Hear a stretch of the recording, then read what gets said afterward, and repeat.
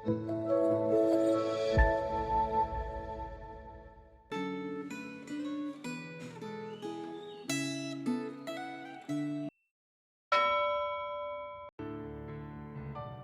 Bapak Ibu Saudara, kembali kita mau membaca merenungkan firman Tuhan pada hari ini. Mari kita berdoa. Bapa kami yang bertata di dalam sorga, Tuhan, kami datang di hadirat-Mu dengan kerendahan hati memohon.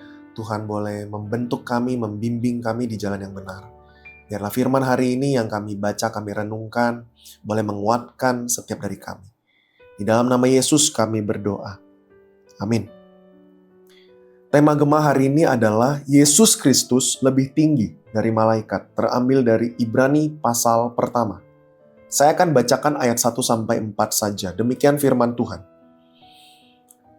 Setelah pada zaman dahulu, Allah berulang kali dalam pelbagai cara berbicara kepada nenek moyang kita dengan perantaraan para nabi-nabi, maka pada zaman akhir ini, Ia telah berbicara dengan kita dengan perantaraan anaknya, yang telah Ia tetapkan sebagai yang berhak menerima segala yang ada.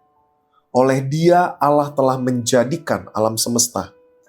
Ia adalah cahaya kemuliaan Allah dan gambar wujud Allah yang menopang segala yang ada dengan firman-Nya yang penuh kekuasaan.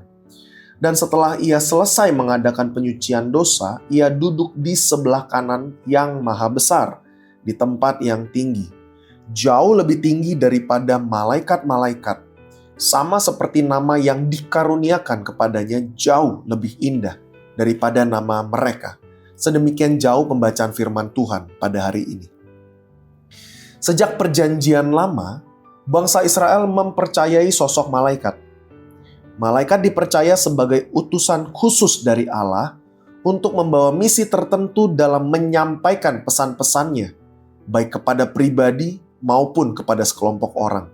Contohnya saja, malaikat yang menampakkan diri kepada Lot, kepada Abraham di dalam Kejadian, kepada bangsa Israel di padang gurun. Malaikat juga menampakkan diri pada masa perjanjian baru, baik pada masa kelahiran Yesus Kristus maupun pada saat kebangkitan Yesus. Mengapa penulis surat Ibrani mengunggulkan pribadi Yesus Kristus di atas pribadi malaikat? Ternyata ada satu masa saat orang Yahudi bukan hanya mempercayai para malaikat sebagai utusan khusus Allah, tetapi juga memuja dan menyembah mereka. Pada masa antar perjanjian, yaitu antara PL dan PB, mereka menghormati malaikat secara berlebihan, bahkan sampai menyembah para malaikat, sehingga muncul sebutan angelolatry atau pemujaan malaikat. Kepada orang-orang yang mempunyai kepercayaan seperti itu, penulis surat Ibrani mengoreksi sikap yang salah, sekaligus mendeklarasikan bahwa Yesus Kristus lebih tinggi daripada para malaikat. Yang pertama, Yesus Kristus memiliki status sebagai anak Allah. Allah tidak pernah memanggil malaikat dengan sebutan anakku. Hanya Yesus Kristus yang memiliki hubungan yang erat, hubungan yang unik, yaitu sebagai anak Allah yang dikasihi oleh Allah Bapa. Yang kedua, Yesus Kristus punya hak untuk disembah. Semua malaikat diperintahkan untuk menyembah Yesus Kristus di ayatnya yang ke-6. Yang ketiga, Yesus Kristus adalah pencipta dan penguasa. Tadi kita baca, Dialah yang menopang alam semesta. Sebaliknya, malaikat adalah ciptaan Allah. Yang keempat, tahta dan pemerintahan Yesus itu kekal. Sedangkan malaikat di ayat ke-8 digambarkan sebagai roh yang melayani Dia. Yang kelima, hanya Yesus Kristus yang dipersilahkan duduk di sebelah kanan Allah yang maha besar di tempat yang tinggi. Posisi ini tidak pernah diberikan kepada malaikat manapun. Pada akhirnya, pada intinya, penulis surat Ibrani menunjukkan bahwa Yesus Kristus memiliki sifat dan kedudukan ilahi sebagai Allah yang layak untuk disembah. Dan malaikat adalah ciptaan yang harus menyembah Dia.